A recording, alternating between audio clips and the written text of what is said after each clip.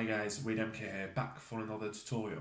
So we spent time exploring guitar plugins, but what about bass? So AmpleSound gives you a free bass VST plugin, which has the same interface and the same technology that its cousin, the free guitar VST plugin ABPL2. Though it has some limitations, we can still do great stuff with it. Example.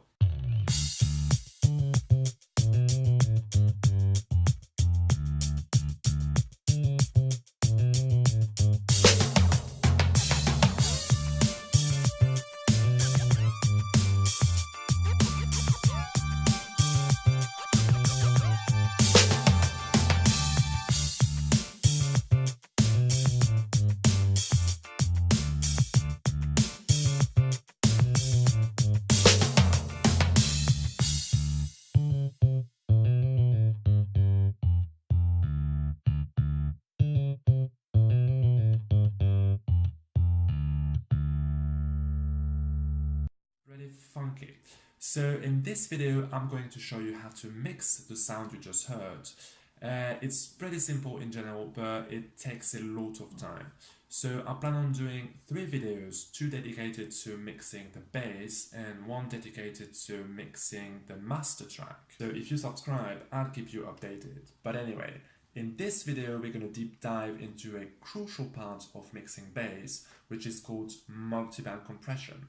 So just download the MIDI file that contains the bass line, open the plugin and get ready. Okay, so that is the Ableton project you can download in the description below. So if you don't have Ableton, just make sure you have the MIDI information from the bass so you can reproduce what I will be doing. So, okay, let's start. I'm gonna create a new MIDI track. I'm gonna take the MIDI information from the original bass track, okay, and I'm going to load a spectrum analyzer into it, but before I should just get the ABPL plugin. Okay, so we're gonna have a look at the spectrum of it.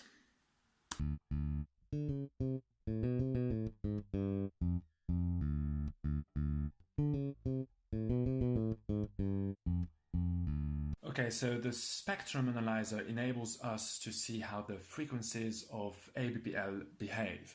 So the spectrum can be divided into 3 parts. First, the lows from 0 to 300 Hz, the highs from 3000 Hz to infinite, and between both, the mids.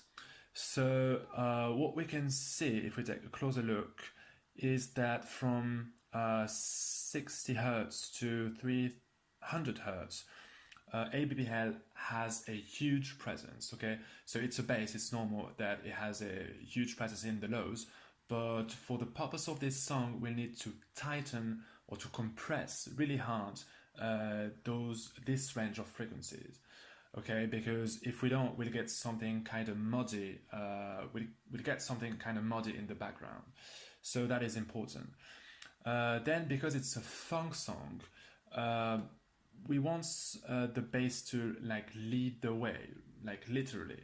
So we want it punchy, we want it fat, and we want it to bite. Okay, so to make it poke through the mix, we'll need to boost the sound at around 2000 to 9000 Hertz, okay? So this is actually what multi-compression is about, to tighten the low end and to expand the highs. That is perfect for us. Okay, before we start the multiband compression, we need a bass amp. So I'm gonna use Guitar Rig 5, which is pretty good. You can use any of the bass amp plugin you want, okay? Just make sure it's a clean bass or clean bass preset like that one, which doesn't put too much drive into the bass sound. So I'm just gonna make a little change there in the mic section. I like the Cone 47 for those who have Guitar Rig, which gives us a more round up sound, okay? So here's what you should get.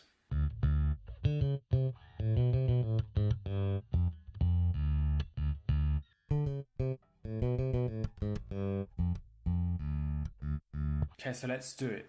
So in Ableton, just go to the audio effect library, load in audio effect rack right into the bass track, and just click on the chain list button over there.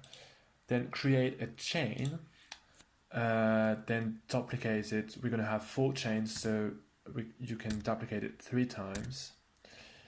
And the chains will be the basis of our work on multiband compression. So we're going to rename that one lows, okay, then that one lower mids, that one will be called upper mids, and the last one is going to be the highs. So if you remember, what we want to do is tighten the lows, okay, from 0 to 300 Hertz. And we want to boost or to give a little bit of expansion to frequencies situated between, let's say, 2500 and 9000, okay? So the bass is kind of present or can poke through the mix, okay? So in between the lower mids, we're gonna be right in the middle between something like expansion and compression or reduction, okay? So we need it to be like kind of smooth. All right, so to do that, we're gonna need something that is called in Ableton multiband dynamics, which is there. So just load it into the lower mids chain, copy paste in the lows, copy paste in the upper mids, and copy paste in the highs. Okay, then the multiband dynamics will allow us to choose which range of frequencies apply to the particular chain we are working on.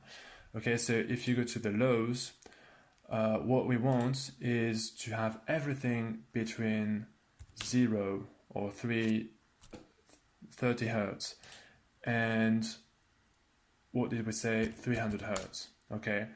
And then you solo the mid button over there. So in this chain, nothing beyond 300 Hertz is going to go through.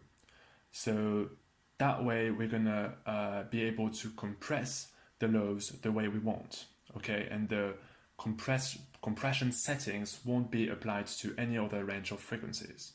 That is great. Okay, let's continue. So in the lower mids chain, we're gonna let all frequencies between 300 Hertz and 2500 Hertz, perfect. Then upper mid chain, 2500 and 9000. And in the highs, we're gonna let through every frequency beyond 9000 Hertz. Alright, so after that, so we're gonna operate on the lows chain, okay? We're gonna load a compressor, which is over there, load it into the chain to solo the lows or the chain, and with the compressor I'm gonna reduce the gain of this range of frequencies. So what I'm gonna do is to use the threshold over there, okay? I'm gonna lower that, and I'm gonna watch over the gain reduction bar, okay, which will indicate how much gain is taken off the bass. So here we go.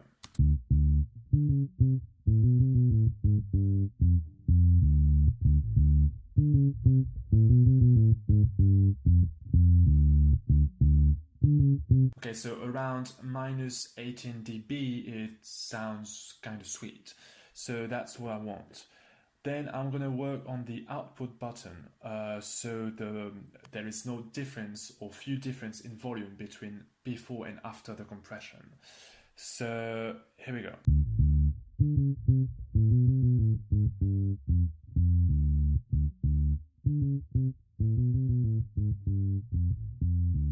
Okay, so before after there is a few differences in volume for this range of frequencies, so that is perfect.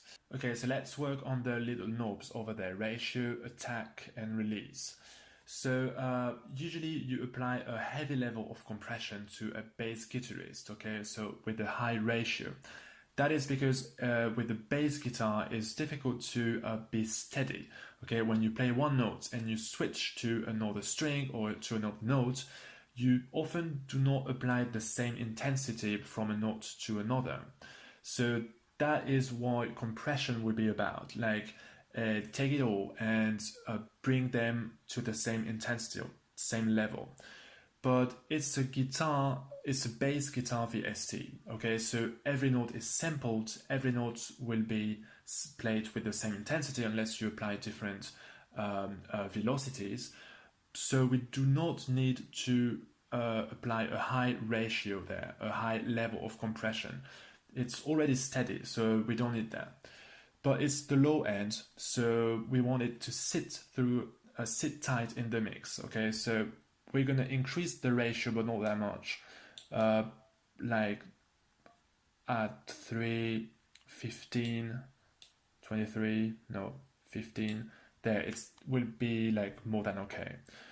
Then the attack, so the faster the attack, the more punch you will lose. So here we want to lose some punch, okay, it's the low end, so we want it like real tight. So at around 40, it's gonna sound really okay.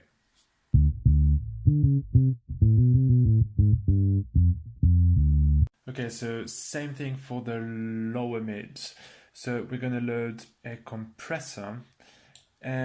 What we said earlier is that for the lower mids, what we want is something between expansion and compression. What I meant was that we need them to be heavily compressed, okay, but we don't want it to be too loud, okay. So because between 300 hertz and 2500 hertz, if we give too much importance into that range of frequencies, it's just going to be muddy in the background.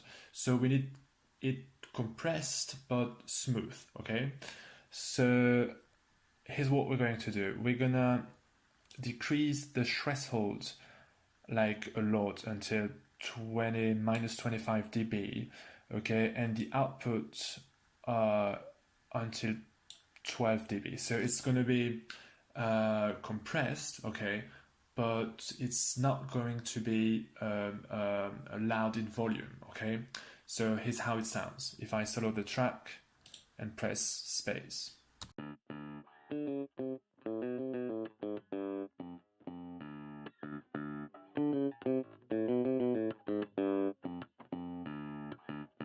Okay, so for the ratio, attack, and release, I'm gonna let them just like this, okay? I don't think it deserves any change, but you can modify them if you want to. So upper mids. So if you remember, what we want to do there between 2500 Hertz and 9000 Hertz is to brighten this range of frequencies. Why? Because if you listen to the full song again at the beginning of the video, you'll notice that apart from a guitar, an ambient guitar, some drums and a synth, you don't have so much instruments. That means that we can give a lot of room to the bass, and that is what we're going to do by brightening this range of frequencies, brightening the highs. So I'm going to load a compressor into the chain. I'm going to solo that track. So here we want to be like super cautious. We don't want to apply a high level of compression. If we do, it's not going to sound like a bass anymore. So I'm going to decrease the ratio there like to 1.1011. We want a fast attack, so we get some punch, and a fast release as well. Now I'm going to press on play and decrease the threshold until I got just enough sound into the compressor, but not too much, okay? So here we go.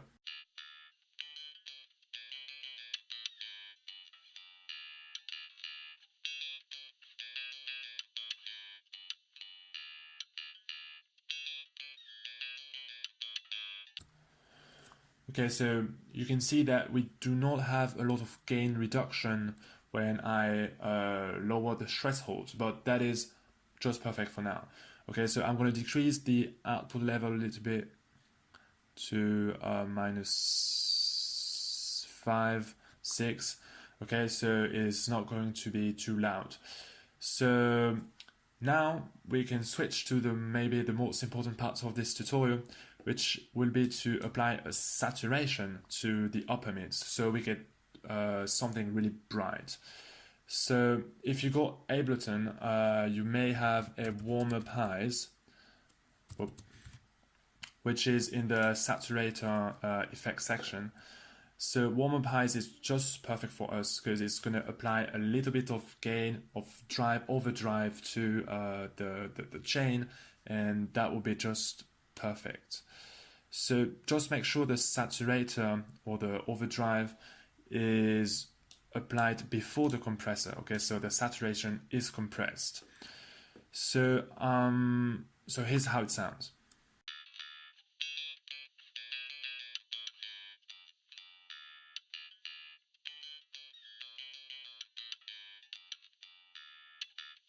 Okay, then for the highs, we're not going to apply any compression or any saturation to every frequency beyond 9000 Hertz. It won't be necessary, okay? So that's it for the multiband compression. So now let's hear it like before and after.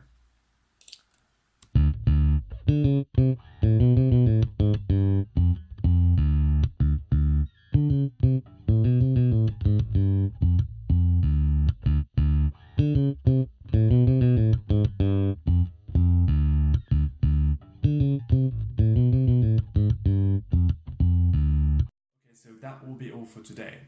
So hope you enjoyed the video. It's the first part of a tutorial on how to mix bass. So like the video and subscribe to the channel if you did, and see you next time.